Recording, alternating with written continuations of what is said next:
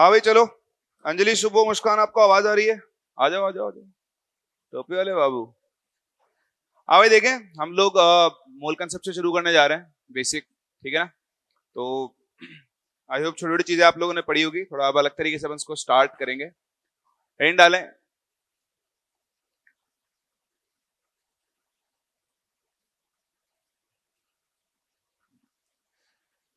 तो देखें, पहला और बेसिक चैप्टर है।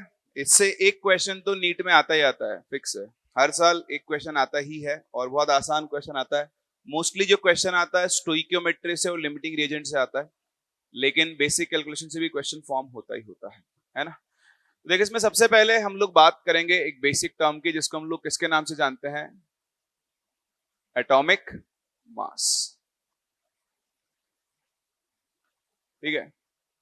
तो देखो, अगर हम एटॉमिक मास की बात करते हैं तो एटॉमिक मास वैसे तो सिंपल वर्ड्स में क्या होता है? मास of an atom, of an element. तो किसी भी एक एटम या एक एलिमेंट के एक एटम का जो मास होता है, उसे हम लोग क्या बोलते हैं? उसका एटॉमिक मास बोलते हैं। अभी देखो, ये सब डेफिनेशंस बहुत पुरानी है, 1860 के आसपास के टाइम की है। उस टाइम पर एक एटम का मास कैलकुलेट करना पॉसिबल नहीं है। कल केमिस्ट्री मेरी क्लास तो नहीं थी, कल क्या क्या हुआ था? कल ऑर्गेनिक की क्लास थी ना शायद, एक तो क्या नोमेनक्लेचर, और फिजिक्स में क्या स्टार्ट हुआ था? Vector, basic maths. दो ही चीज हुई है ना? आज उसकी रिकॉर्डिंग में मिल जाएगी आपको, अंजलि। सो बेसिकली मैं इसकी डेफिनेशन वगैरह पे नहीं जा रहा हूं, इतना आप सब समझदार हैं, इतना आप सभी जानते हैं कि बताओ, जो स्टैंडर्ड वैल्यू ली गई थी जिससे हम एटॉमिक मास नापते थे, उसे हम क्या बोलते हैं? 1/12 into mass of 1 carbon 12 atom. क्या आप सब लोगों को ये चीज पता है ना? हमने क्या किया, एक स्टैंडर्ड वैल्यू बनाई। क्या बनाई? जानते हो उसको? है ना? हमने क्या किया, एक स्टैंडर्ड वैल्यू बनाई। उसको क्या बोला? आज के बाद हमें जिस भी एटम का मास पता करना है, हम उसे इस वैल्यू से कंपेयर करेंगे। किससे कंपेयर करेंगे? इस वैल्यू से कंपेयर करेंगे। ठीक है? तो जैसे अब आपके पास कोई रिजल्ट आए, साइंटिस्ट ने रिजल्ट बनाए, तो उन्होंने लिखा कि देखो, मास ऑफ 1 नाइट्रोजन एटम अगर मैं लिखूं, तो बताओ उसकी वैल्यू क्या लिखी गई? 14 टाइम्स ऑफ। पता है आप लोगों को ये? ऐसा जानते हैं अपन? हाँ ना, कुछ तो बोलो। नहीं जानते तो मैं तो और शुरू जीरो से बता सकता हूँ। बता दो मुझे अभी, 5 मिनट ही लगेंगे, जीरो से बता दो पूरा ही। चलो, तो शर्मा क्यों रहे हो? बोल दो ना। ऐसे बोलने से शर्माते नहीं है क्या? शर्माने वालों का हाल खराब हो जाता है, शर्माना नहीं है। ठीक है? ऐसे ही डराने के लिए नहीं बोल रहा हूं, पर मैं आपको बता दूं। बताओ, नीट 2024 कितने बच्चों ने दिया था? है ना? 23,78,000 ऐसे कुछ बच्चे थे। कट ऑफ कितनी थी?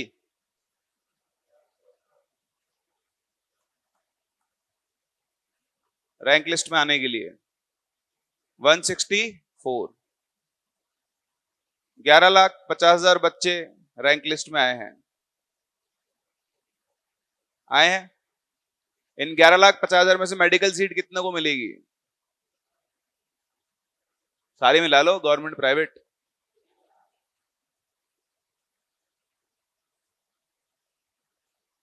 1,00,000 इसका 0.4% है। ठीक है? तो मैं कहना क्या चाह रहा हूं, यहां देखो, करीबन 11.5 लाख, इवन 12 लाख बच्चों के 164 मार्क्स भी नहीं आए हैं।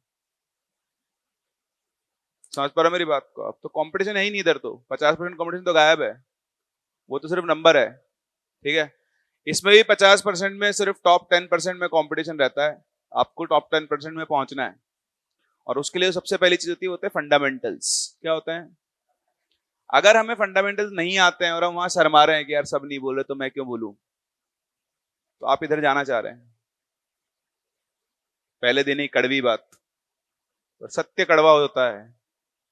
ठीक है? तो अगर आपको लगता है कि मुझे 2 into 2 4 भी नहीं आता, शायद इसीलिए तो आप आए हो यहाँ, वरना आप क्यों आते?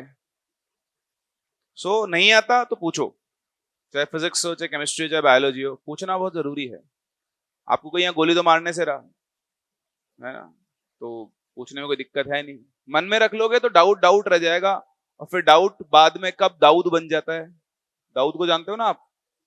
हाँ, वो आपको उड़ा देगा बिना बोले, इसलिए डाउट क्लियर करना बहुत जरूरी है। खैर चलो, आओ शुरू से चलते हैं।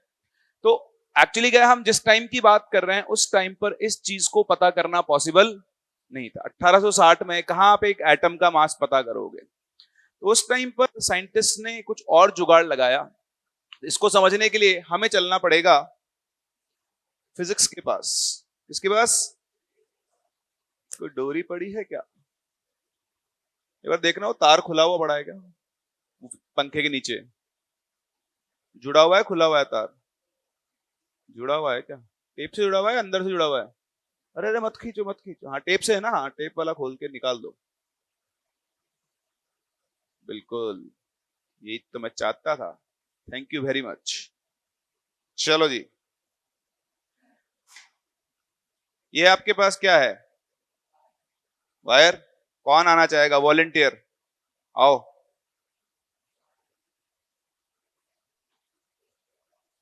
टोपी लगा गया आ गया। इस वायर से आपको इस बोर्ड की लेंथ नापनी है। नाप सकते हो? अच्छा ऐसे नापो, इधर ऐसा ऐसा, इधर, इधर से इधर।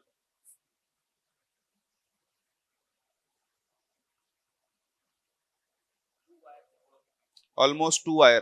कितना मीटर हुआ? नहीं बताना भाई। इन्होंने इसको नापा और इन्होंने बोला कि ऑलमोस्ट 2 वायर के बराबर ही आ रहा है। यानी आपने बोला कि इस बोर्ड की जो लेंथ है वो 2 टाइम्स ऑफ क्या है क्या?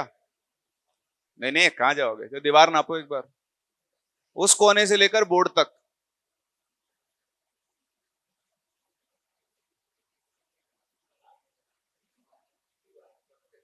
परफेक्ट 3 वायर है ना। कॉर्नर टू बोर्ड कितना है? सही है। अच्छा बताओ, वहां से वहां तक की कितनी होगी?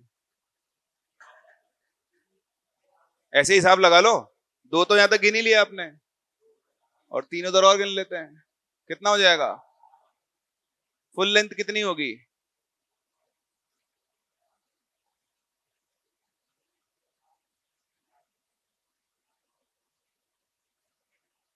इसलिए लॉस होता तुमको।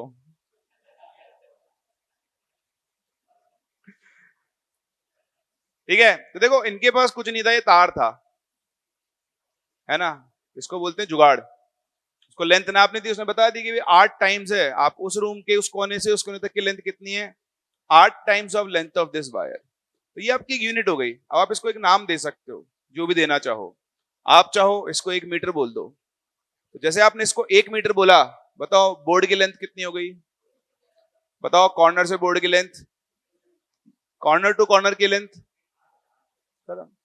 आप चाहो इसको 1 सेंटीमीटर बोल दो, तो फिर लेंथ कितनी हो जाएगी? 2 सेंटीमीटर, 3 सेंटीमीटर, 8। आप इसको 1 किलोमीटर बोल दो। लेकिन जनरली तो देखो हमने क्या, या तो हम बार बार लेंथ ऑफ वायर लिखें, या फिर हम इसी को क्या बना दें, एक यूनिट। जब हम इसको यूनिट बना रहे हैं तो हमें ध्यान रखना है कि उसकी वैल्यू कितनी रखी जाए, 1। भाई अगर मैं बोलना ही चाहता हूं तो मैं इसको 2 मीटर बोल दूंगा। बताओ जैसे मैंने इसको 2 मीटर बोला, लेंथ कितनी हो जाएगी? 4 मीटर। इसको 2 बोला तो ये कितनी बन जाएगी? 6 मीटर। उसकी ओरिजिनल वैल्यू क्या हो गई है? चेंज हो गई है। तो जब हम यूनिट बनाते हैं तो हम लोग क्या करते हैं, कोशिश करते हैं कि यूनिट की वैल्यू कितनी रखी जाए।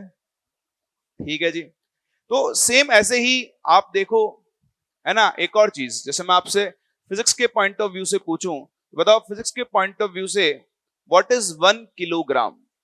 1 किलोग्राम क्या होता है?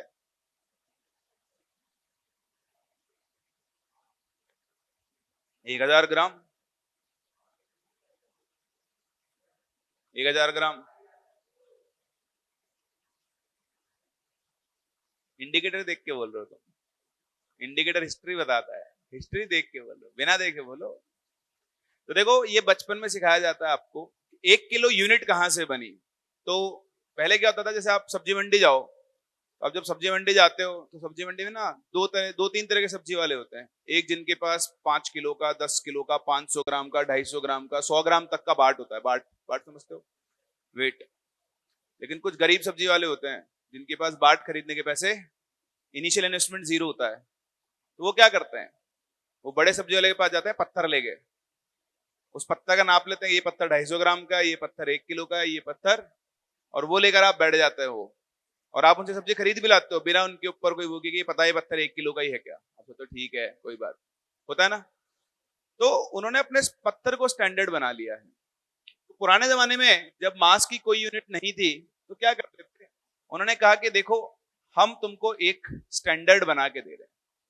तो उन्होंने एक स्टैंडर्ड बनाया प्लेटिनम और इरिडियम के एक सिलेंडर को, और उन्होंने कहा आज के बाद तुम दुनिया के जिस भी एटम का मास पता करना चाहते हो, सॉरी दुनिया किसी भी चीज का मास पता करना चाहते हो, उसे तुम इससे कंपेयर करोगे। तो मान लो आपके पास एक ऑब्जेक्ट आया ए, आपको ए निकालना है। तो आपने एक तराजू लिया, इधर तराजू में ए रखा, इधर खाली रखा। तो ए को रखते ही तराजू नीचे चला जाएगा। अब उसको बैलेंस करने के लिए आप सिलेंडर रखोगे। मान लो आपको 8 सिलेंडर रखने पड़े। कितने सिलेंडर रखने पड़े? तो जैसे दोनों बैलेंस हो गए तो आप क्या बोलोगे, मास ऑफ ए जो है वो क्या बन जाएगा, 8 times of mass of cylinder. बोलो ये समझ में आता है? फिर आपने ए को हटा के एक ऑब्जेक्ट बी रखा। बताओ बी को रखने पर मान लो आपको ऐसे 20 सिलेंडर रखने पड़े, तो मास ऑफ बी कितना हो जाएगा, 20 times of mass of cylinder. इस तरह से आप दुनिया की जिस भी चीज का मास पता करना चाहते हो उसे सिलेंडर के मास से क्या कर लो, कंपेयर कर लो। जितने टाइम्स आएगा उतना टाइम्स आप लिख दोगे। लेकिन अब प्रॉब्लम तो खैर कुछ भी नहीं है। तो जो मास ऑफ सिलेंडर है, या तो हम बार बार मास ऑफ सिलेंडर लिखें या फिर हम इसको क्या बना दें, एक यूनिट बना दें। तो साइंटिस्ट ने कहा कि यार आज के बाद हम इसको ना 1 किलोग्राम बोल देंगे बस। इस सिलेंडर के मास को अज्यूम कर लिया गया है, मान लिया गया है कि भैया इस सिलेंडर का मास कितना है, 1 किलो है। अब आप जिस जिसका मास इससे कंपेयर करोगे उसका मास लिखते जाओगे। बताओ ए का मास कितना हो जाएगा, 8 किलो। बी का मास कितना हो जाएगा, 20 किलो। कोई और होगा तो उसका मास कितना हो जाएगा, उतना ही किलो हो जाएगा। यहां से किलोग्राम आया। ऐसे ही ये मान लिया गया, जैसे हमने मान लिया कि इस वायर की लेंथ कितनी है, भैया 1 मीटर है अब दुनिया के लिए, ठीक है। तो जिस दिन आपने जो मान लिया उसी के हिसाब से उसको चला दिया गया है। तो सेम ऐसे ही जो केमिस्ट्री वाले केमिस्ट थे उन्होंने दिमाग लगाया कि यार फिजिक्स में बहुत सारे स्टैंडर्ड बन गए, केमिस्ट्री में तो कुछ बना ही नहीं। तो उन्होंने दिमाग लगाया, उन्होंने बोला कि देखो तुम ये value low, 1/12 into mass of 1 carbon 12 atom. ठीक है। अब उनके पास इस वैल्यू तो थी नहीं, फिर उन्होंने दिमाग क्या लगाया कि बताओ यूनिट की वैल्यू कितनी आनी चाहिए, 1। जनरली हम चाहते हैं कि किसी भी यूनिट की वैल्यू कितनी आ जाए, 1। जैसे 1 किलो ही बोला ना आपने, 5 किलो तो नहीं बोला उसको। तो कार्बन का मास नंबर कितना होता है, 12, है ना। तो उन्होंने दिमाग लगाया कि 12/12 कितना हो जाएगा, 1। और उनका दिमाग बाद में आके खराब हो गया, ठीक है। तो कार्बन के एक एटम का मास उन्होंने अज्यूम कर लिया कि मास नंबर 12 आता है तो उसके एक एटम का मास भी 12 के आसपास ही कुछ आएगा, और वैल्यू कैंसिल होकर क्या बन जाएगी, 1। यार एक्चुअल रीजन ये नहीं था। एक्चुअल रीजन ये था इस वैल्यू को लेने पर मैक्सिमम एलिमेंट्स के एटॉमिक मास इंटीजर आते हैं, होल नंबर, इसलिए लिया गया था। बट अगर हम ऐसे ही सोचें जैसे इन्होंने 1 बनाया 1 बनाया, तो इन्होंने भी 1 बनाने की कोशिश की होगी उस टाइम पर, बाद में जाकर चेंज हो गया वो, ठीक है। सो द पॉइंट इज, अब हमें जिस भी एटम का मास पता करना है हम उसे इससे कंपेयर करेंगे, क्योंकि एटम बहुत छोटा होता है, आप तराजू में तो तोल नहीं सकते। उसके लिए केमिकल मेथड्स होते हैं, उन्हें हम वेपर डेंसिटी मेथड्स बोलते हैं। क्या बोलते हैं? तो हमको पढ़ना वढ़ना नहीं है उसको, हमें तो रिजल्ट से मतलब है। किससे मतलब है? तो जो रिजल्ट आए हिस्ट्री में वो सब ट्रैक्ड हैं, अभी तो आप उन सबको पहले से ही जानते हो। बट जो रिजल्ट्स आए थे अगर हम उनकी बात करें तो देखो, जैसे मैं बोलूं मास ऑफ 1 नाइट्रोजन एटम, तो वो कितने टाइम्स आ गया था, वो आ जाता है 14 times of this value, 1/12 into mass of 1 carbon 12 atom. सही। फिर ऐसे अगर हम लिखें सल्फर एटम, तो बताओ सल्फर एटम की वैल्यू, इस वैल्यू की कितनी टाइम्स आती है? 32 times of 1/12 into mass of 1 carbon 12। बोलो समझ में आ रहा है? सेम इसी तरह और भी कोई एलिमेंट ले लो, मान लो आपने आयरन लिया, आयरन की वैल्यू कितनी आ रही थी इसके? 56 टाइम्स ऑफ दिस वैल्यू। अब देखो बार बार इस वैल्यू को लिखना अपने आप में बड़ा काम है। तो फाइनली हमने क्या बोला कि भाई आज के बाद इस वैल्यू को हम एक नाम देते हैं, क्या? 1 AMU। क्या नाम देते हैं? और ये AMU का मतलब क्या होता है? Atomic mass unit. अब जैसे हमने इसको ये नाम दिया, आप खुद देखो,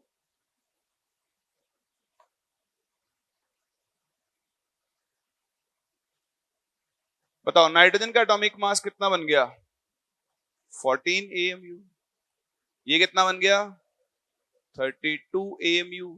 और ये कितना बन गया? 56 AMU। और इस तरह से जाकर हमें एटॉमिक मास की एक नई यूनिट मिली। बोलो समझ में आता है? So this is how it was made. कहां से आया ये? इससे कंपेयर किया और इस तरह से हमने एक एक एटम का मास लिखना शुरू किया। तो आपको ये सब याद नहीं रखना है, आपको तो सिंपल अब एक चीज ध्यान रखनी है कि हमने जो भी किसी एटम का मास लिखा है उसकी स्टैंडर्ड यूनिट कौन है, उसको किससे कंपेयर किया गया है? इस वैल्यू से कंपेयर किया है। बोलो कोई डाउट यहां तक? एक बार आप ये वाला पार्ट कॉपी कर लो, ये सब लिखने की तो जरूरत नहीं, ये डेफिनेशन लिख लो, ये लिख लो, फिर आगे चलते हैं। हो गया? चलिए बहुत ही बढ़िया। तो देखो बात ये हो गई कि हमारे पास एक स्टैंडर्ड वैल्यू आ गई है जिसको हम 1 AMU बोलते हैं। थिकनेस कैसे चेंज हो गई है? ठीक है, इसे हम लोग क्या बोलते हैं? 1 AMU। और 1 AMU की वैल्यू कितनी आ गई? 1/12 into mass of 1 carbon 12 atom.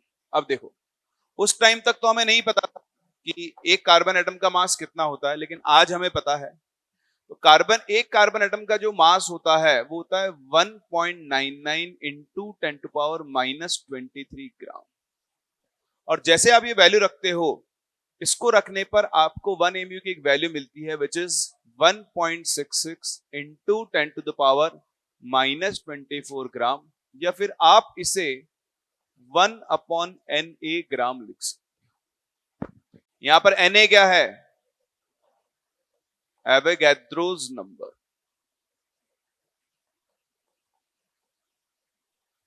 है। और एक Na की जो वैल्यू होती है वो कितनी होती है? 6.023 इंटू 10⁻20। सही है? मतलब 6 इंटू 10⁻20 से लेकर अपन काम चला सकते हैं। तो आपको एक AMU के लिए याद रखनी है, एक AMU किसके बराबर होता है? 1/Na ग्राम के बराबर होता है। सबसे इंपॉर्टेंट चीज वो ही है। समझ में आता है? ठीक है, चलिए बहुत ही बढ़िया। तो ये तो ही बात एटॉमिक मास की। तो अब देखो, आप चाहो, जैसे आपने लिखा एटॉमिक मास ऑफ नाइट्रोजन, बात समझना, जो चीज अपने को आनी चाहिए। आपने बोला भैया 14 AMU है, कितना है? लेकिन ये तो AMU में है। मैं आपसे बोलूं इसे ग्राम में बदलो, किस में बदलो? तो क्या करूंगा? एक AMU की जगह ये वाली रख दूंगा या ये रख दूंगा। समझ में आ रहा है? इसी वैल्यू को आप कितना लिख सकते हो?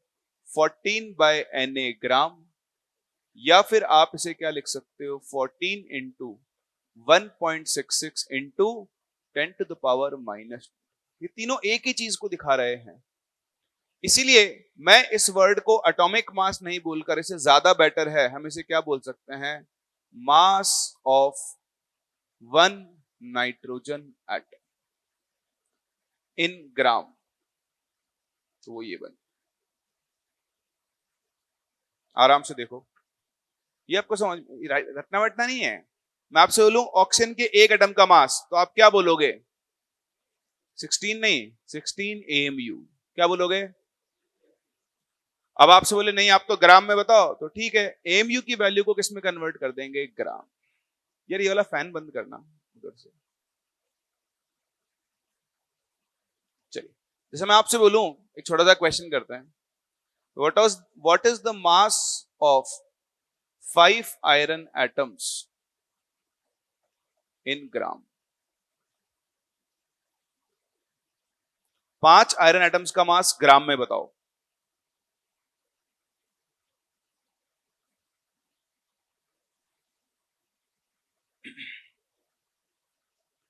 तो एक आयरन एटम का मास कितना है बताओ? 56 एमयू, या फिर आप उसे 56 बाय Na ग्राम लिख सकते हो। बोलो लिख सकते हो। अगर एक एटम का मास इतना है तो बताओ 5 आयरन एटम का मास कितना होगा? इंटू 5 कर दें, 5 इंटू 56 बाय Na।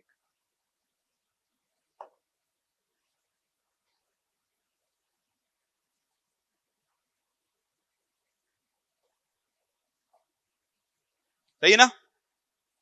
बेसिक सी बात है, ये अपने को आनी चाहिए। चलिए बहुत ही बढ़िया। इसको सीखने के बाद अब हम चलते हैं आगे।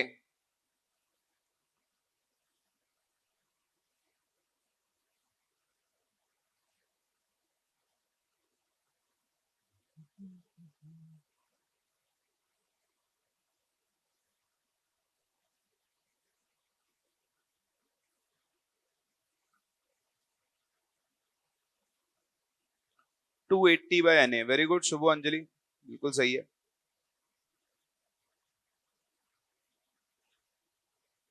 चलो जी, फिर से एक बार फिजिक्स के पास चलते हैं।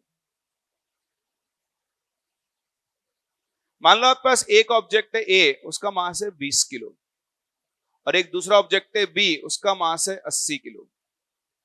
मैं आपसे कहूं मुझे mass of A relative to B बताओ, बताओ कितना होगा?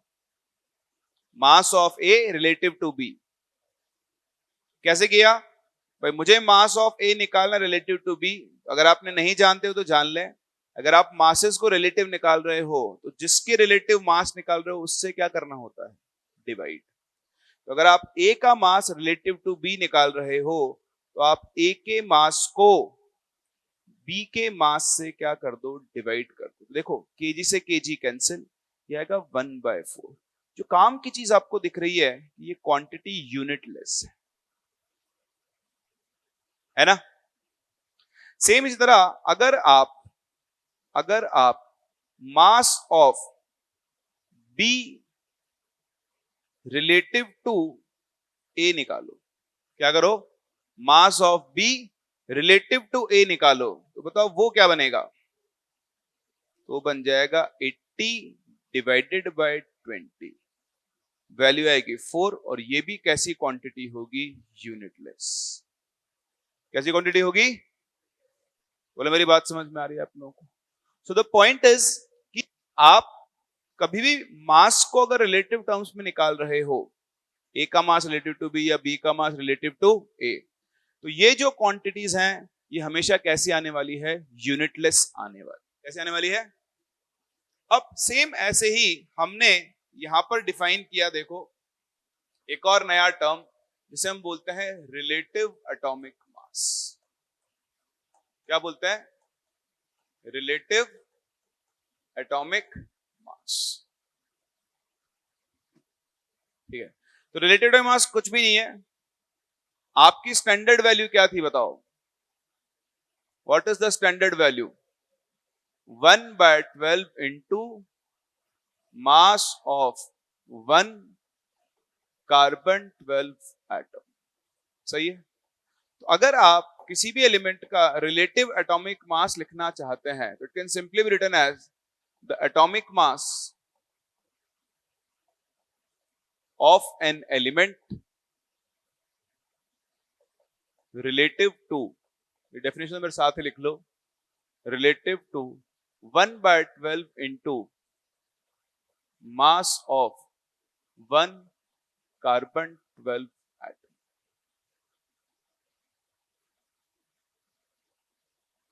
ठीक है, तो किसी भी एटम का मास अगर आप कार्बन 12 के रेस्पेक्ट में निकाल लो, उसे हम क्या कहते हैं, उसका रिलेटिव एटम है। इसमें कोई फॉर्मूला याद नहीं रखना, ये डेफिनेशन देखो पढ़ो भूल जाओ, किसी काम की नहीं है। लॉजिक समझो जो हमने पहले किया। जैसे मान लो मैं निकालना चाहता हूं relative atomic mass of nitrogen. बहुत ध्यान से सुनना, फॉर्मूला आप खुद बनाओगे।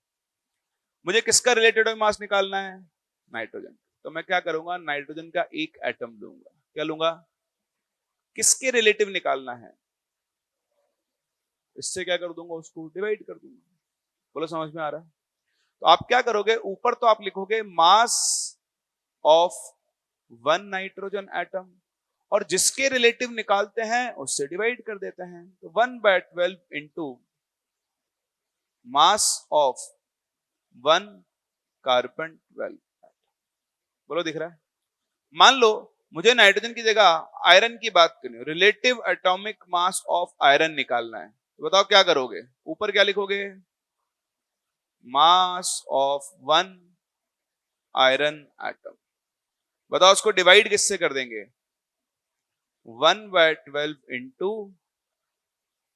मास ऑफ वन कार्बन 12।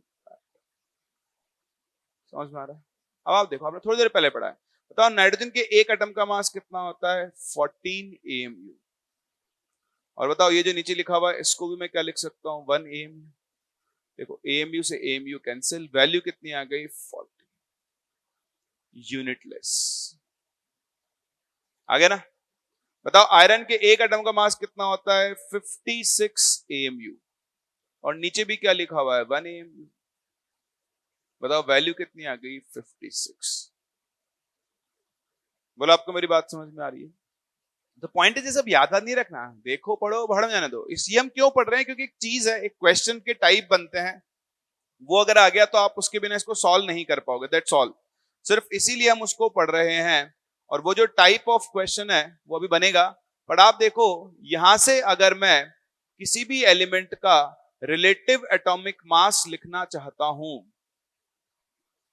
तो देखो फॉर्मूला आपने खुद बनाया है। बताओ ऊपर क्या लिखोगे, उस एलिमेंट के एक एटम का mass, mass of one atom of element,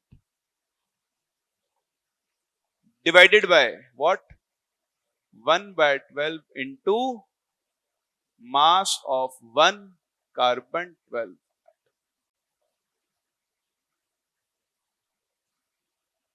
सही ना? ये अपना फॉर्मूला बन गया, याद वाद रखने की जरूरत नहीं है, कॉपी करो फिर इसको और यूज करते हैं। चले आगे।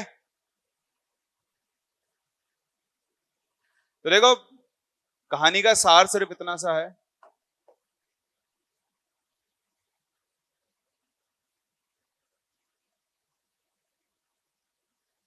Hall block. देखो जैसे नाइट्रोजन है, अभी आप नाइट्रोजन के लिए दो चीजें आपको ये आना चाहिए सिर्फ। अब एक आप इसके लिए लिख सकते हो क्या, 14, और एक क्या लिख सकते हो, 14। ये दोनों चीजें लिखी हुई है, आपको इनमें डिफरेंस पता होना चाहिए।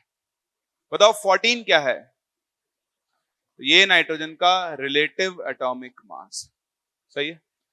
बताओ 14 AMU क्या है। हाँ, इसको अपन एटॉमिक मास नहीं बोला करेंगे, इसको हम यूज करेंगे मास ऑफ वन नाइट्रोजन। क्या बोलेंगे, मास ऑफ वन नाइट्रोजन एटम। बोलो बात समझ में आ रही है आप लोगों को? तो इस चीज पे आप ध्यान दें, ये बेसिक डिफरेंस अपने को पता होना चाहिए। एक और चीज बताओ, नाइट्रोजन का मास नंबर कितना होता है,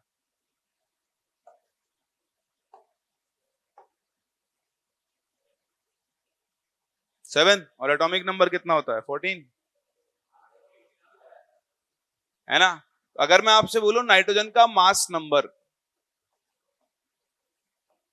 तो वो भी कितना होता है, 40। So the point is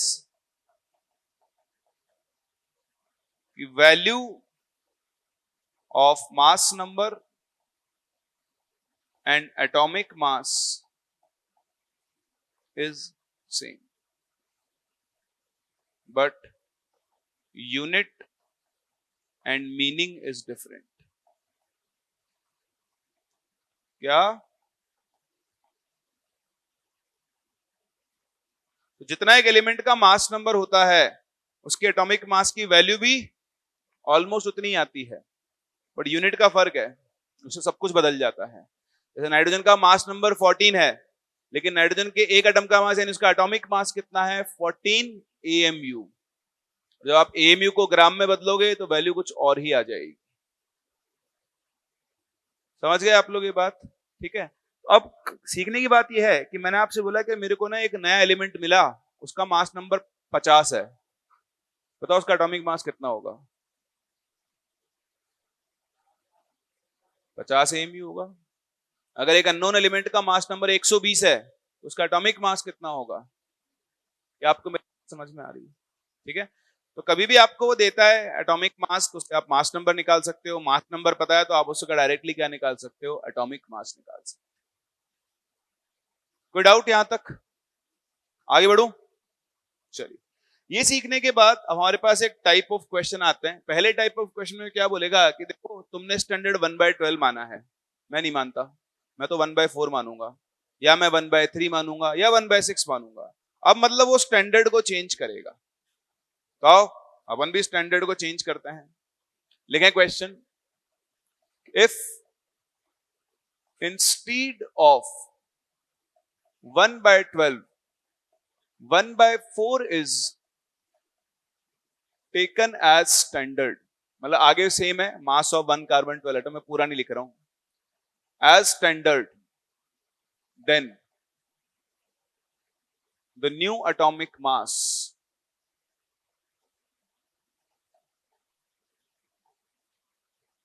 of aluminium will be. कह रहा है कि 1/12 की जगह अगर आप 1/4 को स्टैंडर्ड ले लो तो एल्यूमिनियम का नया एटॉमिक मास कितना होगा? लगाओ दिमाग। चलिए भाई, अलग अलग आंसर आ रहे हैं। 27 AMU, शुभ का आ रहा है 1/4, आपका आ रहा है 28/3, 26/3 नहीं है, 20, 78, 78, 78, 9 नहीं आ रहा किसी का? 9, 9, नो, शुभो का आ रहा है सिर्फ 9। चलिए, अब क्या है?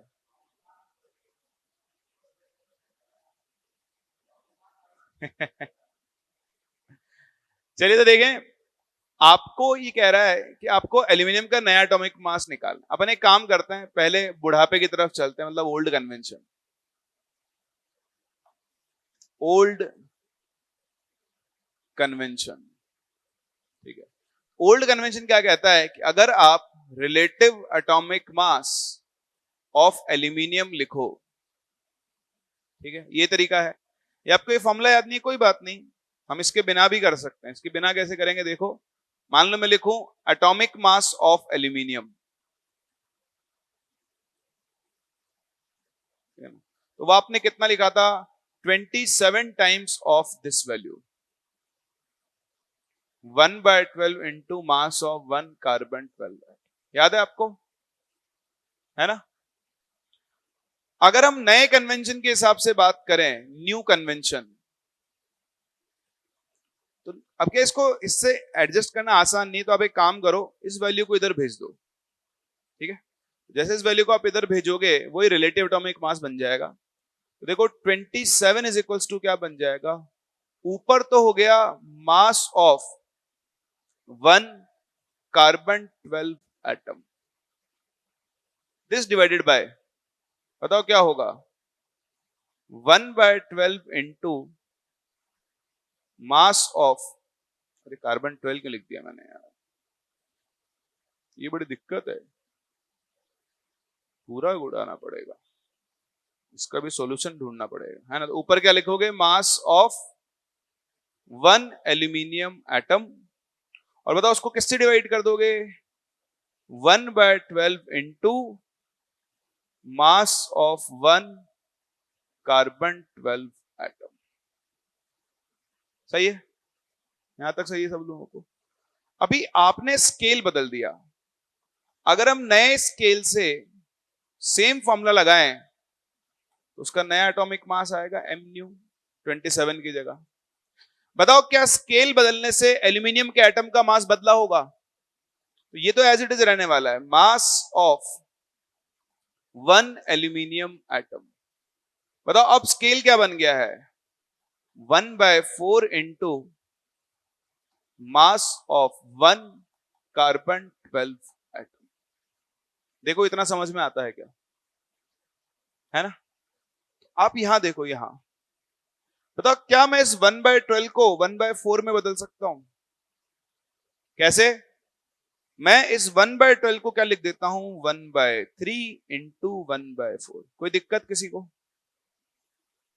लिख सकता हूं ना? जैसे मैंने इसको 1/4 लिखा, देखो ये वैल्यू क्या बन गई? ये बन गया नया एटॉमिक मास। आराम से देखो, ये तो पहला है, अभी और करेंगे, आपको अपने आप प्रोसेस समझ में आ जाएगा। अब अगर ये आपको ये निकालना है ना, तो 1/3 को इधर भेज दो, तो बताओ नया एटॉमिक मास कितना आ गया?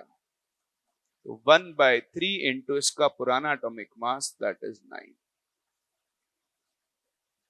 देखो और देखो, मान लो मैं कहता हूं नहीं नहीं, मैंने तो 1/3 ले लिया, 1/12 को मैंने कितना कर दिया? 1/3 कर दिया। बताओ अब एल्यूमिनियम का नया एटॉमिक मास, तो फिर से क्या लिखोगे? अभी एटॉमिक मास एल्यूमिनियम का कितना है? 27। प्रोसेस समझो, बहुत आसान है। ऊपर क्या लिखोगे? मास ऑफ 1 एल्यूमिनियम एटम। बताओ नीचे क्या लिखते हैं? 1/12। 1/12 को क्या लिख दो इस बार? 1/4 into 1/3 into mass of 1 carbon 12। बोलो समझ में आ रहा है? इस चीज को हम लोग क्या लिख देंगे? M new. बताओ अब एम न्यू कितना हो गया? तो 27 इंटू 1/4। जैसे मान लो मैं आपसे कहता हूं कि मैंने 1/12 की जगह 1/6 ले लिया स्टैंडर्ड को। बताओ, रुको जरा, ठीक है, अब आप मुझे बताओ क्या बताओगे? है ही नहीं किसी को। ठीक है चलो, आप तो ऑक्सीजन ही ले लो। New atomic mass of oxygen बता दो। ऑक्सीजन, सल्फर ले लो, चलो सल्फर का नया एटॉमिक मास, पुराना सल्फर का कितना होता है? 32। बताओ अब सल्फर का नया एटॉमिक मास कितना हो जाएगा? कितना आएगा? 16। कैसे? सेम कहानी। अभी कितना है? 32। 32 क्या होगा? मास ऑफ एन एटम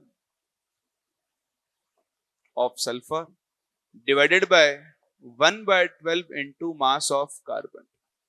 लेकिन नया कन्वेंशन क्या है? 1/12 नहीं, क्या चाहिए? 1/6। तो इस 1/12 को बदलो आप। किस में बदलोगे? सब कुछ खा गया। छोटा करेंगे इसको अभी, तो ये बन जाएगा 1/2 इंटू 1/6। फिर से देखो ये चीज क्या बन गई? नया एटॉमिक मास। तो जो नया एटॉमिक मास है वो पुराने का आधा होके कितना हो जाएगा? 16। बोलो समझ में आ रहा है? तो बहुत आसान है, कभी भी वो यूनिट बदले आपको इस तरीके से, उसको रटना नहीं है, चाहो तो रट लो, 1/12 को कन्वर्ट कर लो उतने में ही। तो फंडा क्या है कि आपने बोला 1/4, तो उसको लिख लो 1/3 इंटू 1/4। ये तो चला जाएगा नए में, और जो बचा उसको मल्टीप्लाई कर दो, मतलब उसका 1/3 हो जाएगा। सही है? बताओ 1/12 की जगह अगर मैं हाफ ले लूं तो सल्फर का नया एटॉमिक मास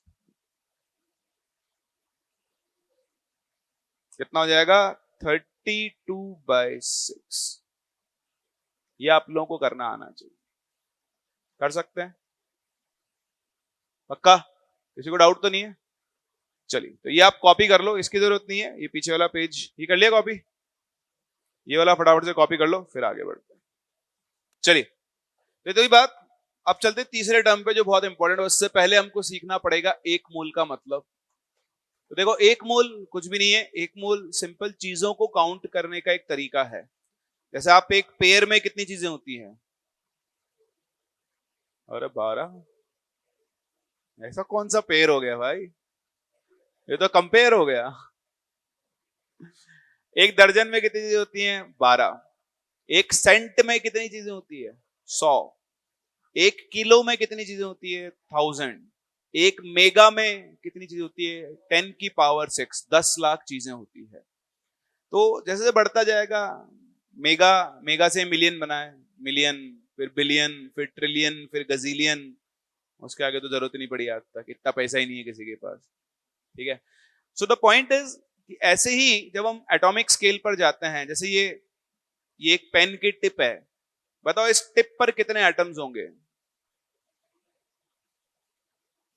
किसको पता है इन्हें? ये एक डॉट है, इस डॉट में कितने एटम्स होंगे? 1 करोड़ तो बहुत कम रहेगा भाई, बहुत सारे एटम्स होंगे। ठीक है, तो बहुत बड़ा नंबर होता है वो। उस नंबर को बार बार लिखने की जगह उसको नाम दिया गया मोल। तो मोल कुछ नहीं है। जैसे मैंने आपसे बोला कि मेरे पास 2 दर्जन फोन है, 2 दर्जन, बताओ कितने फोन है? 24 फोन। ये किसी को बताने की जरूरत नहीं कि मेरे पास 24, 2 दर्जन बोल दिया, 24 फोन है। ठीक है ना?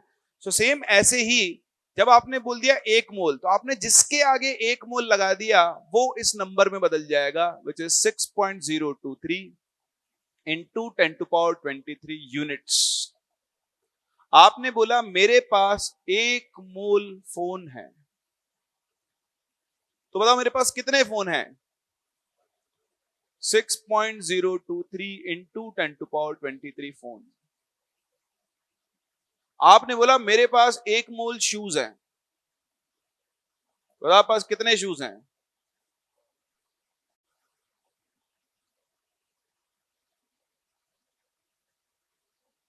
ठीक है। आपने बोला 1 मोल रुपए हैं, बहुत पैसा है तुम्हारे पास। कितना पैसा हो गया? 6.023 इंटू 10⁻23 रुपया। रुपया है, रुपया, एकदम खालिस रुपया। बताओ ये रुपया खर्च करने में तुमको कितना टाइम लगेगा? करवाया मैंने कैलकुलेट आप लोगों से कभी? नहीं। मान लो आपके पास इतना रुपया आ जाए और आप 1 सेकंड में 10 करोड़ रुपए खर्च कर रहे हो। कितना? 10 करोड़ रुपए पर सेकंड आप खर्च कर रहे हो। बताओ इतना पैसा खर्च करने में आपको कितना टाइम लगेगा?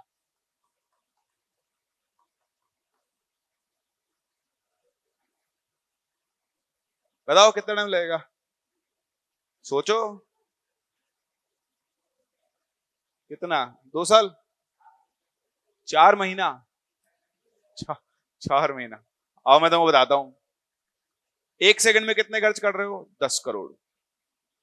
एक दिन में कितने आवर्स होते हैं? 24 आवर्स। हर एक आवर में 3600 सेकंड होते हैं। आप 1 सेकंड में 10 करोड़ खर्च कर रहे हो, तो इतने सेकंड में आप इंटू 10 करोड़, तो लाख होता है 10⁶, 10 लाख, है ना? एक और जीरो बढ़ा दो करोड़, एक और जीरो बढ़ा दो 10 करोड़, यानी 10⁸ रुपया। ठीक है, तो मल्टीप्लाई कर लो इसको एक बार, तो कितना बन गया? 24 और 36, कैलकुलेटर की जरूरत कर ली। 37,000 पक्का? तो ये बनेगा 864 इंटू 10⁻10 रुपीज। ये आप एक दिन में खर्च कर रहे हैं। सही है?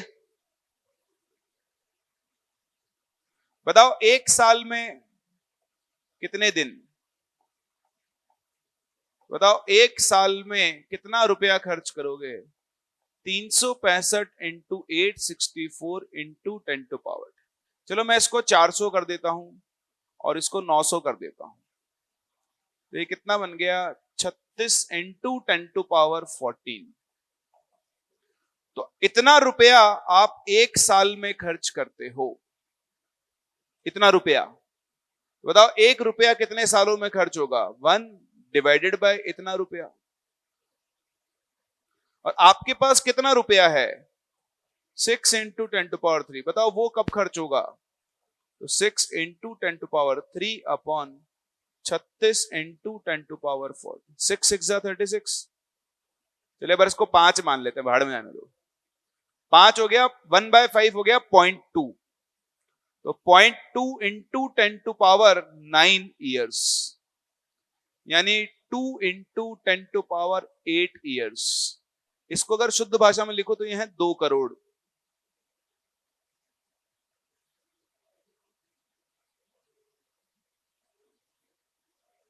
अगर तुम्हारे पास इतना पैसा आ जाए, इसको खर्च करने में तुमको कितने साल लगेंगे? वो भी तब जब तुम हर सेकंड, इतनी तो औकात ही नहीं किसी की, हर सेकंड को 10 करोड़ कैसे खर्च कर सकता है? सोचो, इज इट पॉसिबल? क्या आप एक सेकंड में 10 करोड़ रुपए खर्च कर सकते हो? पॉसिबल ही नहीं, इट इज इम्पॉसिबल। ये नंबर है, कितना बड़ा नंबर है ये, है ना? तब भी आपको 2 करोड़ साल लगेंगे। कोई सोच रहा है मिल जाए इतना पैसा, पूरा शेयर मार्केट में तो भी पूरे वर्ल्ड का पैसा मिला दो तो भी इतना पैसा नहीं है, अभी तो इतना एग्जिस्ट ही नहीं करता, आएगा कहां से? तो आप समझे, ये एक बहुत बड़ा नंबर है। मोल का मतलब कुछ भी नहीं है, आप लोग बेमतलब कंफ्यूज होते हो। मोल मतलब ये, जिसके आगे मोल लगा दिया वो इस नंबर में कन्वर्ट हो जाएगा। बोले यहां तक समझ में आती है बात? ठीक है, तो आओ फिर चलते हैं आगे और काम का टर्म सीखते हैं जिसे हम बोलते हैं मोलर मास। 90% जनता की प्रॉब्लम मोलर मास, डिफरेंस समझ में नहीं आता तो सीखें, कुछ भी नहीं है। मोलर का मतलब है 1 मोल के लिए, किसके लिए? और मास मतलब मास।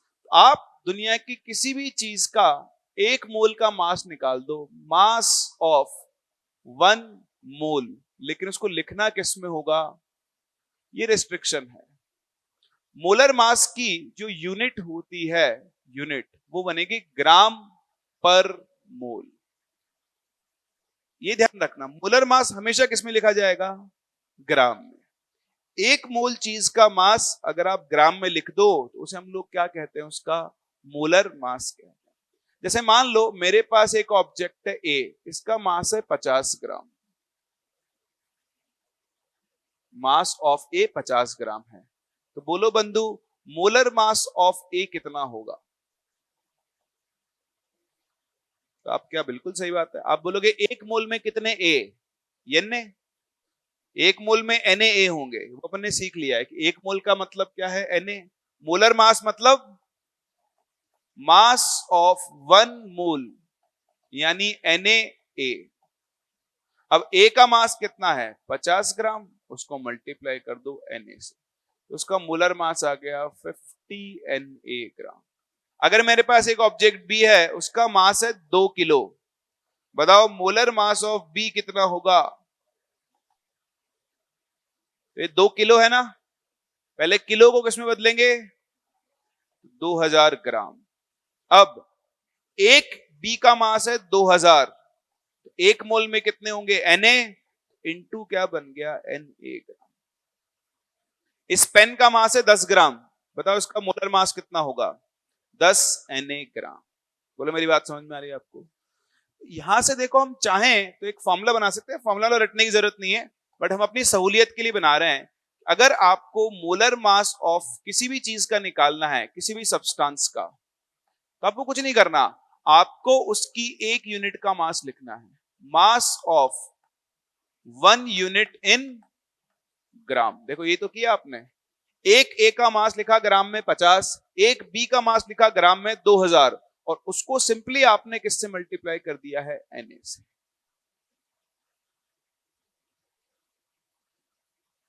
बोलो समझ में आ रहा है? हाँ ना तो बोल दो। बिल्कुल, इसी चीज को हम यूज करेंगे, और मैं कैलकुलेट करना चाहता हूं अब मोलर मास ऑफ नाइट्रोजन। बताओ, तो अगर मैं मोलर मास ऑफ नाइट्रोजन लिखूं तो मुझे यहां क्या लिखना पड़ेगा? मास ऑफ 1 नाइट्रोजन एटम, लेकिन किसमें? ग्राम में। और उसको मल्टीप्लाई किससे कर दूंगा? बोलो समझ में आ रहा है? बताओ, एक नाइट्रोजन एटम का मास कितना होता है? 14 AMU इंटू Na। और अभी मैंने सीखा था, बताओ 1 AMU किसके बराबर होता है? होता है ना? AMU के लिए यहां रख दो, तो 14 इंटू 1/Na इंटू Na ग्राम, आंसर कितना आ गया? 14 ग्राम।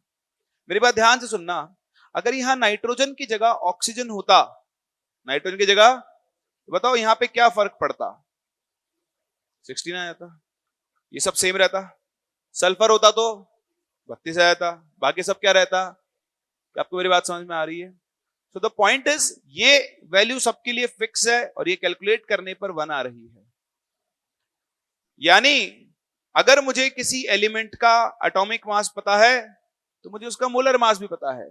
बताओ सल्फर का एटॉमिक मास कितना होता है? 32। बताओ सल्फर का मोलर मास कितना होगा? 32 ग्राम। आयरन का एटॉमिक मास 56, मोलर मास 56 ग्राम। बात समझ में आ रही है?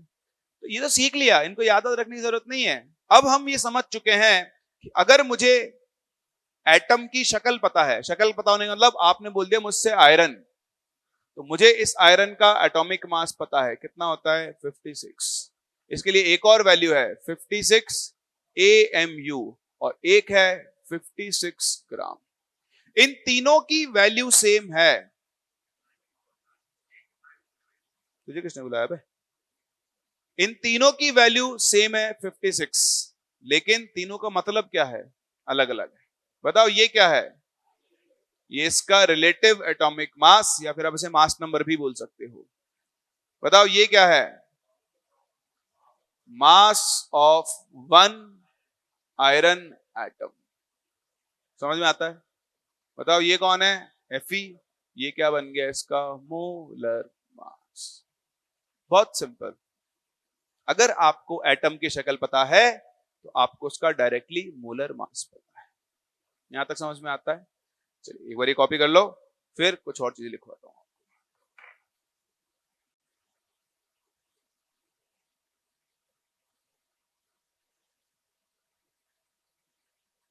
इसमें तो आप बस ये 3 पॉइंट लिख लो और कुछ नहीं लिखना।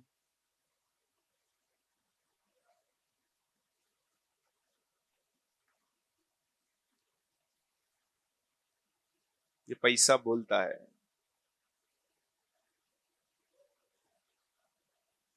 अच्छा आपके आ जाएगा तो क्या कर लोगे इस पैसे से?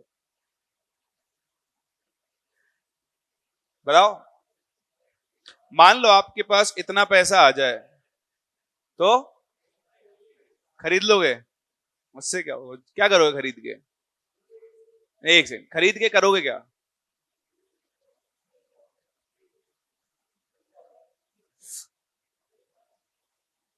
तो फिर देश को भविष्य की जरूरत नहीं बचेगी ना, आपको तो मार दिया जाएगा।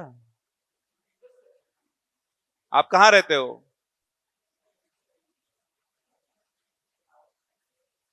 हिंदुस्तान में रहते हो ना आप? नहीं, आपका होम टाउन यूपी। अब यूपी में, और अगर तुमको पता लगे किसी को यूपी में कि तुम्हारे पास इतना पैसा है, सोचो तुम्हारा क्या हाल होगा। वो भी मिर्जापुर में। लो, कालीन भैया ही नहीं छोड़ेंगे तुमको तो, और कालीन भैया ने छोड़े तो मुन्ना भैया नहीं छोड़ेंगे, और दोनों नहीं छोड़े तो फिर तीसरे वाले कौन थे? गुड्डू भैया नहीं छोड़ेंगे,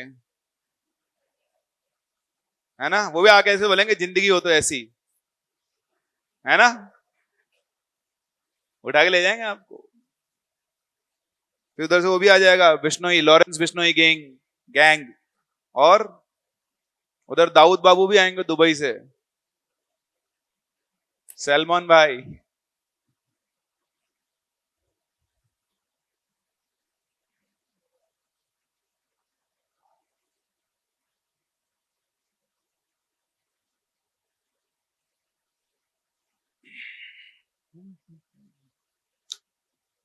और देश की सेवा करने के लिए पैसा थोड़ी चाहिए।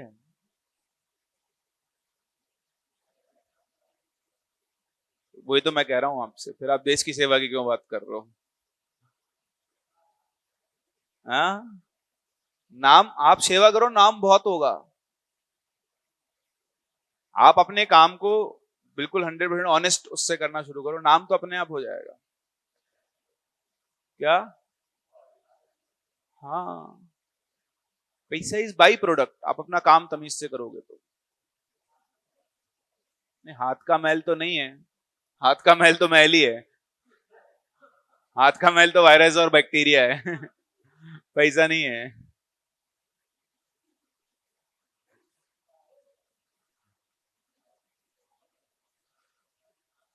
वो कहावत मतलब एक्चुअली कहावत ऐसा है कि जैसे पुराने जमाने में होता है ना, गरीब लोग होते थे, अमीर लोग होते थे। अमीर लोग जो अभी जैसे आपसे बोलो अंबानी, तो अंबानी यूं करे तो भी आप बोलोगे क्या पैसा ही गिरेगा। तो जो सुपर रिच लोग होते हैं उनके लिए कहावत बनाएगी, तो पैसा तो उनके हाथ का मैल है। अब वो क्या पब्लिक सेल्फ सांत्वना के लिए खुद के ऊपर भी लगा लेती है उसको, क्या चल कोई नहीं पैसा तो है नहीं, हाथ का मेल ही बोल के खुश हो लेते हैं। तो कंटेक्स्ट चेंज हो गया उसका। चले आगे। ठीक है भाई, ठीक है।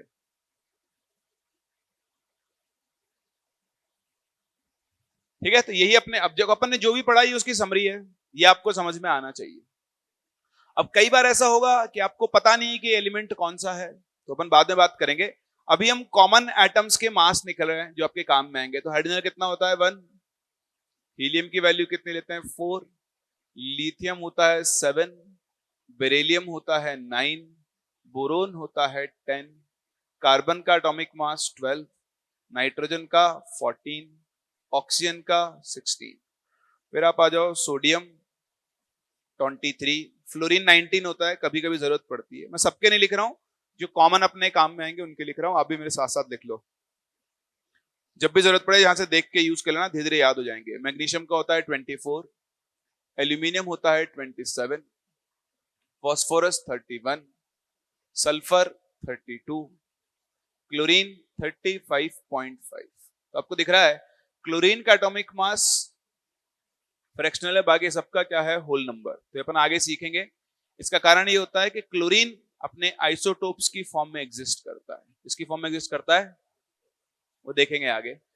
फिर आप आ जाओ पोटेशियम जो कि होता है 39, कैल्शियम इज 40।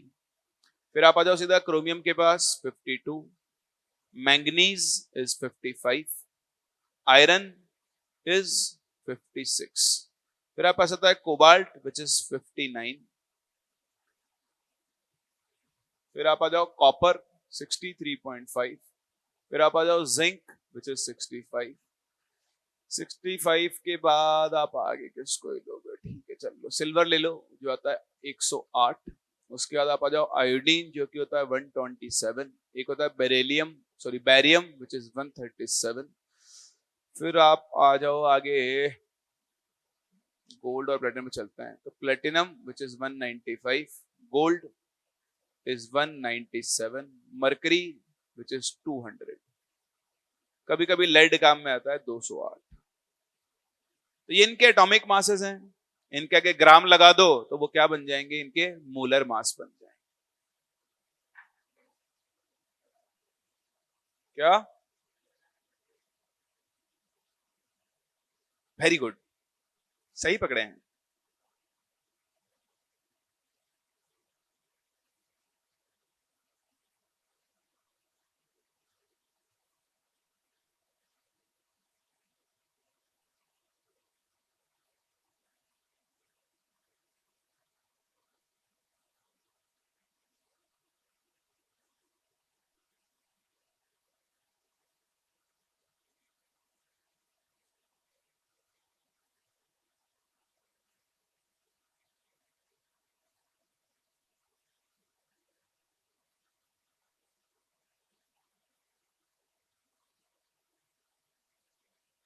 डन,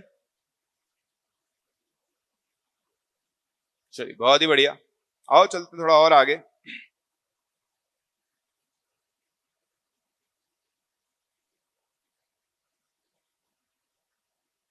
जल्दी लिखो भाई।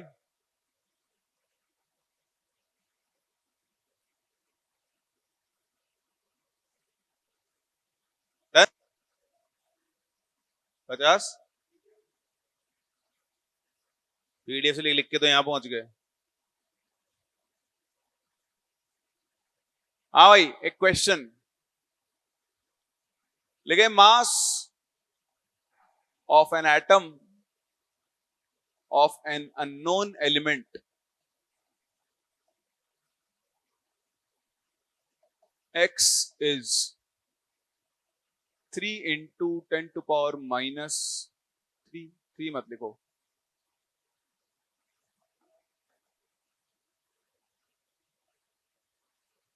2.4 into 10 to power minus 22 ग्राम। Calculate its molar mass. दूसरा, what is the molar mass of an electron? बताओ।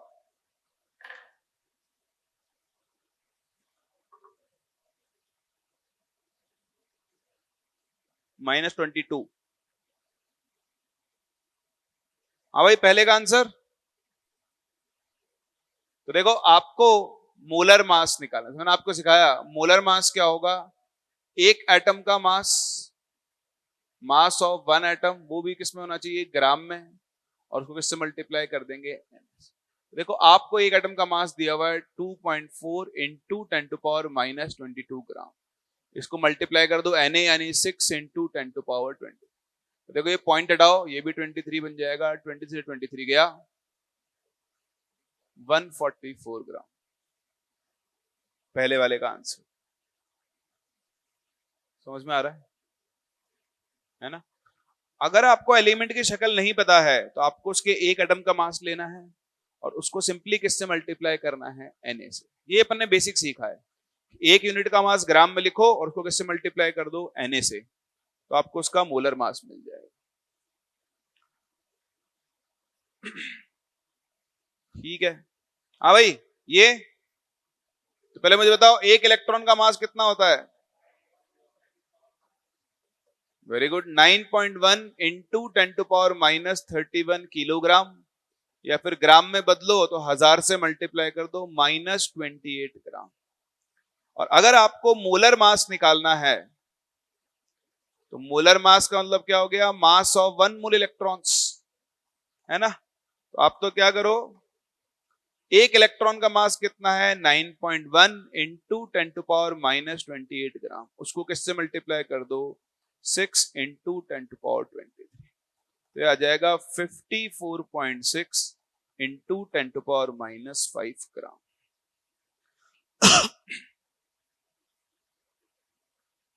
सही है? समझ में आ रहा है सब लोगों को?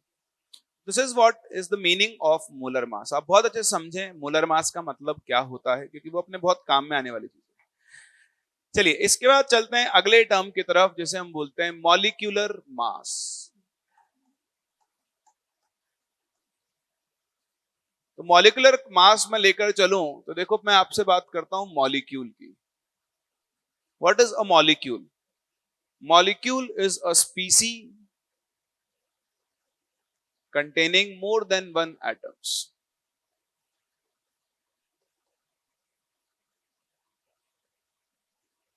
ये आप सभी को पता है। जैसे मैं आपसे बोलूं N2 और मैं आपसे बोलूं CH4, बताओ ये मॉलिक्यूल है या नहीं है? ये मॉलिक्यूल है या नहीं? क्या डिफरेंस है?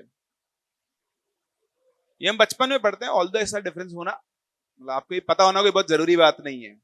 इट इज 8, 9, 10 का बच्चे वाली बात है, हो तो अच्छी बात है, नहीं पता हो तो भी कोई दिक्कत नहीं है। बट इसको हम बोलेंगे मॉलिक्यूल ऑफ एलिमेंट। एलिमेंट कौन है? नाइट्रोजन। ये नाइट्रोजन का एक मॉलिक्यूल है। तो element is the purest form. Pure form होती है कंपाउंड, जिसमें एलिमेंट भी होता है और कंपाउंड भी होता है।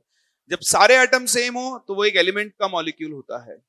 जब एटम्स अलग अलग हो तो वो एक कंपाउंड का मॉलिक्यूल होता है। इससे कोई फर्क नहीं पड़ता है, तो दोनों मॉलिक्यूल ही, उससे हमारी डेफिनेशन में कोई फर्क नहीं पड़ेगा। ये चीज क्रिएट करती है एलिमेंट और कंपाउंड में क्या डिफरेंस है। अगर एक एलिमेंट का मॉलिक्यूल है तो उसके सारे एटम्स क्या होंगे? सेम। जैसे मैं बोलूं P4, तो P4 फॉस्फोरस एलिमेंट का मॉलिक्यूल है। लेकिन मैं बोलूं PH3, तो वो फॉस्फीन कंपाउंड का एक मॉलिक्यूल है। अभी आप समझो, एक मॉलिक्यूल में हमेशा एक से ज्यादा एटम्स होंगे। एक मॉलिक्यूल में एक से ज्यादा एटम्स होंगे। जैसे मैं आपसे बोलूं कि मेरे पास एक मॉलिक्यूल CH4 है, तो दिख रहा है आपको साफ साफ, इसमें एक तो क्या है? Carbon atom. और बताओ चार क्या है? सबको दिखता है ना ये? पता नहीं यहाँ पे क्यों आप लोगों को ज्यादा दिक्कत आती है। पर अगर एक मॉलिक्यूल है उसमें एक कार्बन एटम, इधर क्या है? 4 हाइड्रोजन एटम है। बताओ अगर एक मॉलिक्यूल में एक कार्बन एटम है तो 5 मॉलिक्यूल में कितने कार्बन होंगे? और 5 मॉलिक्यूल में हाइड्रोजन कितने होंगे? 20। बोलो बात समझ में आ रही है? अगर आप पास 10 मॉलिक्यूल ले जाएं तो कार्बन कितना है 10, हाइड्रोजन कितने होंगे 40। ये अपने आगे काम में आएगा। This is called unitary method. क्या बोलते हैं भाई, एक में 5 है तो 5 में 25 होंगे, 100 में 500 होंगे, सिंपल सी बात है। ठीक है, इनसे बाद में बात करेंगे। अब आपको दिख रहा है हम बात कर रहे हैं मॉलिक्यूलर मास की। एक मॉलिक्यूल किससे बना हुआ है? एटम्स से बना हुआ है ना। तो अगर आप मॉलिक्यूलर मास की बात करो तो मॉलिक्यूलर मास कुछ भी नहीं है, it is simply the sum of atomic masses of all the atoms in a molecule। एक मॉलिक्यूल में जितने भी एटम्स हैं उनके एटॉमिक मासेस का सम कर दो, आपको क्या मिल जाएगा? उसका मॉलिक्यूलर मास। जैसे ये रहा CH4, 12 + 4 कितना हो गया? 16। जैसे मैं आपसे बोलूं H2O तो कितना आ गया? 18। H3PO4 तो 3 + 31 + 64 ये आएगा 98। मैं आपसे बोलूं मेरे पास है MgCl2.6H2O। Mg is 24 plus 2 chlorine 35.5 plus कुछ लोग डॉट को मल्टीप्लाई करते हैं, मैथ्स थोड़ी पढ़ रहे हैं, ये इस पे चिपका हुआ है। इसको हम क्या बोलते हैं? Water of hydration. क्या बोलते हैं? या फिर हम इसे वाटर ऑफ क्रिस्टलाइजेशन, दोनों चीज बोल सकते हो। आप इसे वाटर ऑफ हाइड्रेशन बोल सकते हो, हाइड्रेटेड सॉल्ट कहलाते हैं ये। और आप इसे वाटर ऑफ क्रिस्टलाइजेशन भी बोल सकते हो।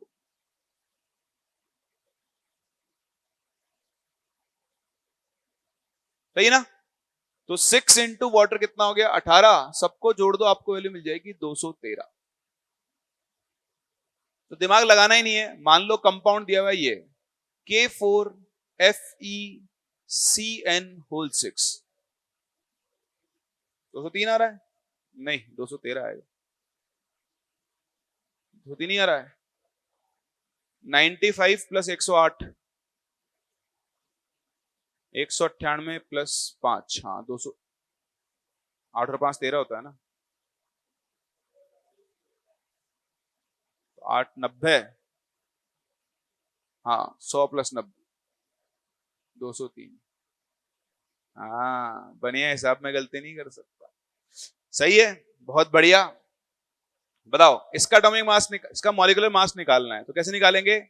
4 इंटू पोटेशियम कितना है? 39। इससे कोई फर्क नहीं पड़ता, आप इसको पूरा यूनिट ले सकते हो, अलग अलग भी गिन सकते हो। एक आयरन, बताओ एक आयरन का कितना हो गया? 56 प्लस। इनको अलग अलग गिनना चाहते हो अलग अलग गिन लो, एक यूनिट गिनना चाहते हो एक यूनिट गिन लो। बताओ क्या करें? अलग अलग। बताओ कितना कार्बन? 6, तो 6 इंटू 12 प्लस कितना नाइट्रोजन? 6, 6 इंटू 14। इसको ऐड कर लो, आपको इसका मॉलिक्यूलर मास मिल जाएगा 368। ठीक है, ये होता है मॉलिक्यूलर मास। ऐसे ही कई बार एक और टर्म यूज करते हैं, वो बता दूंगा अभी, जो बता ही देता हूं, फिर आगे चलते हैं। एक टर्म वो यूज करता है फॉर्मूला यूनिट मास। देखो ये जो मॉलिक्यूल वर्ड यूज करता है ना, मॉलिक्यूल, ये होता है फॉर कोवेलेंट कंपाउंड्स। कौन से कंपाउंड्स? आयनिक कंपाउंड्स के लिए थोड़ा व्हाट्सएप लैंग्वेज यूज करूंगा, कोई फर्क नहीं है, दोनों सेम ही है। आयनिक कंपाउंड्स के लिए मॉलिक्यूल की जगह क्या यूज करते हैं? फॉर्मूला यूनिट यूज करते हैं।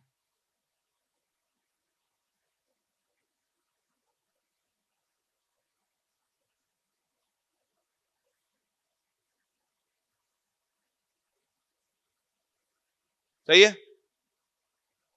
तो आप जैसे समझे, आयनिक कंपाउंड जैसे NaCl है, इसे मैं NaCl का एक मॉलिक्यूल नहीं बोलूंगा, क्या बोल दूंगा? 1 फॉर्मूला यूनिट ऑफ NaCl। एक ही बात है, जो एक मॉलिक्यूल है उसकी जगह क्या बन गया, एक फॉर्मूला यूनिट। बस इसका मास जोड़ो, 23 प्लस 35.5, बताओ टोटल कितना बन गया, 58.5। जैसे आप चाहे मॉलिक्यूलर मास बोल लो चाहे फॉर्मूला यूनिट मास बोल लो, लेकिन कई बार कहीं लिखा हुआ मिल जाता है तो बच्चों को ये पता नहीं आ रही है फॉर्मूला यूनिट मास क्या होता है, मेरे को तो आज तक समझ में ही नहीं आया। बात समझ रहे हैं आप मेरी? तो चीज कुछ भी नहीं है, चीज बहुत सिंपल है। NaCl को अगर आप साइंस की लैंग्वेज में बोलना चाहते हैं तो आपको क्या बोलना चाहिए, फॉर्मूला यूनिट मास, ठीक है। लेकिन अगर आप नॉर्मल अपनी लैंग्वेज में बोलो तो आप उसको मॉलिक्यूल भी बोल सकते हो, ठीक है। तो ये इतना सा डिफरेंस होता है, एक ही चीज के अलग अलग नाम रख दिए गए हैं। जैसे मैं आपसे बोलूं डॉग, अब डॉग की 3 ब्रीड है, एक जर्मन शेपर्ड है, एक लैब्राडोर है, एक पोमेरियन है। कुत्ता तो कुत्ता ही है तो तीनों कुत्ता ही। एक पोमेरियन है, पोमरेनी क्या बोलते हैं, पोमरेनीरियन, पोमेलियन नहीं होता, पोमेरियन या पोमरेनीरियन होता है, ऐसा कुछ होता है इसको।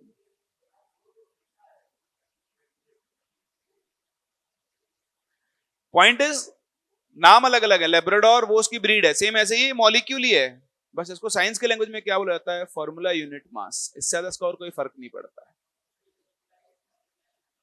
क्या? हाँ, इन ये खुद इलेक्ट्रोलाइट ही है, इससे जो टूट के बनेगा उसको आयन बोलते हैं। वो भूल जाओ, अभी इधर जो लिखा है उसमें किसी को कोई डाउट है? नहीं है ना? तो लास्ट चीज जो अपने को सीखनी, फिर लिख लेना आप लोग।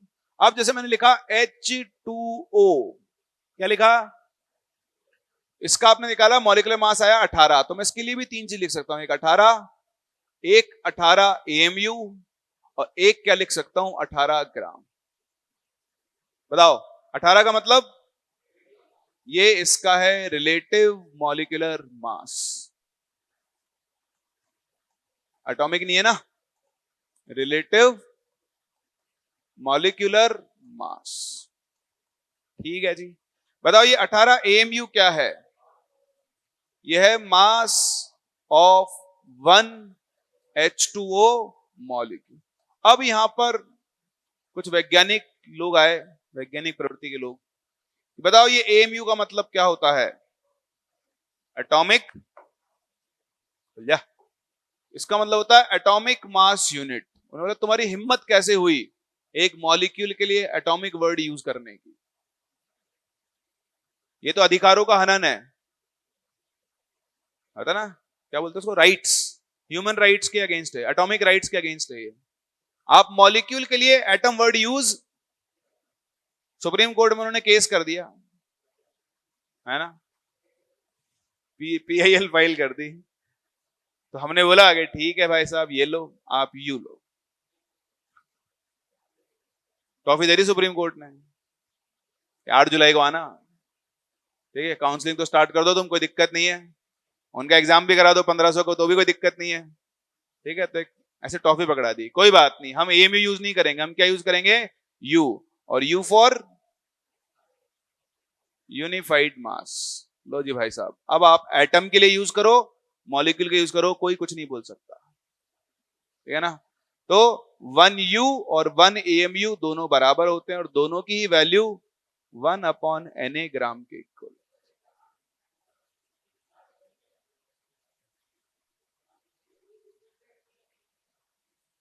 ये इसका डिफेक्ट, ये डुअल टिप है ना, ऐसे लिखोगे तो धोला, ऐसे लिखोगे तो पीला, उधर जाके क्या सिस्टम थोड़ा गड़बड़ा जाता है उसका कॉर्नर में, वो कंफ्यूज हो जाता है।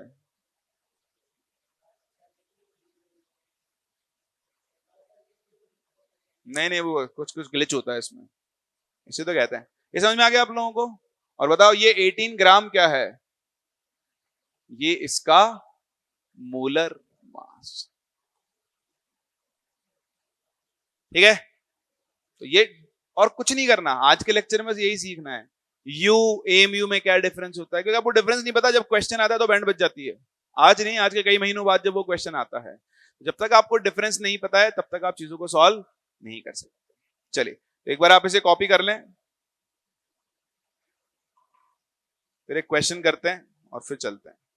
हाँ भाई चलें आगे। देखो एक क्वेश्चन, देखते हैं आप मुझे कितने लोग इस क्वेश्चन का सही आंसर निकाल पाते हैं। लेकिन मोलर मास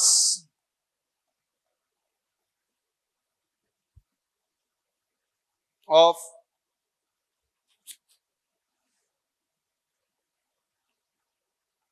अ मॉलिक्यूल, या ऐसा मत लिखो, of an element which exists in the form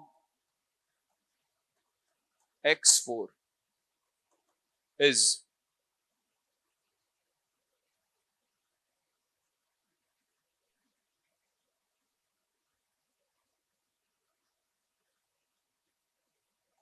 (144 gram). What will be the mass of an atom of X?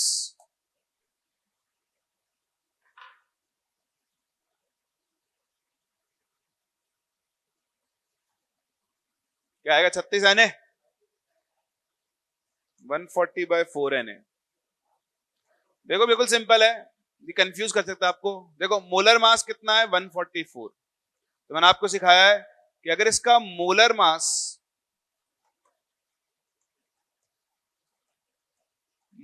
Mass of X4 अगर 144 ग्राम है, तो बताओ मॉलिक्यूलर मास कितना होगा? तो हो जाएगा 144U। सिर्फ इतना सा फर्क होगा। ये X4 का मास है, X4 का। तो बताओ एटॉमिक मास ऑफ X कितना हो जाएगा? 36U या 36 AMU, जो भी आप बोलना चाहो। और अगर आपको इसको ग्राम में लिखना है तो ये बन जाएगा 36/Na ग्राम, क्योंकि एक AMU किसके बराबर होता है? 1/Na ग्राम के बराबर।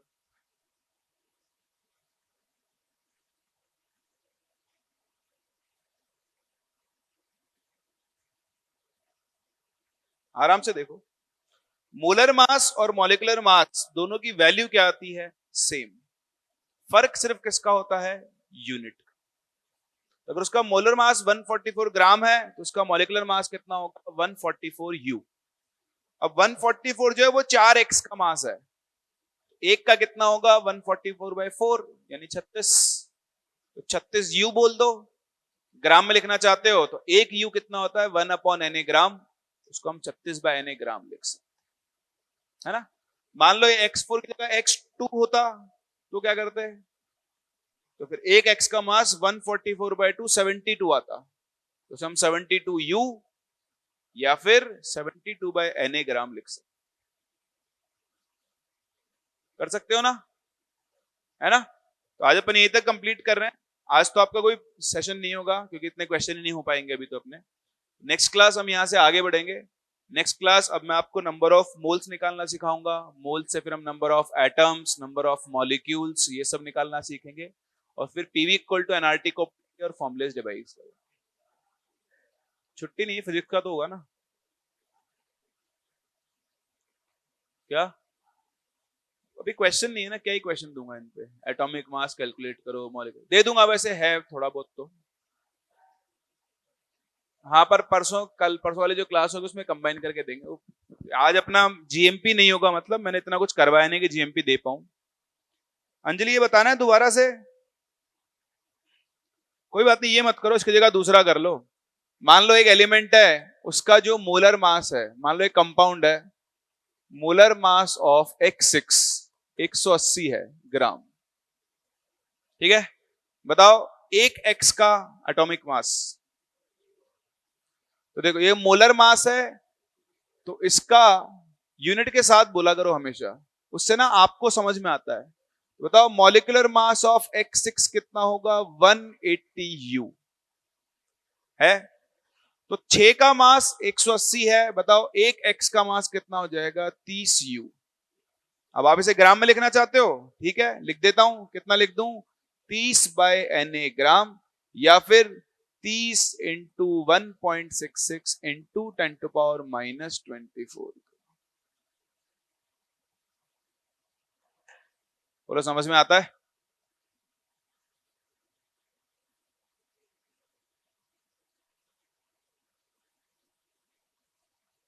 डन? चलो, सुबह टाइम लगेगा उसमें, मेरे को डिस्कस करना पड़ेगा कैसे हो सकता है वो।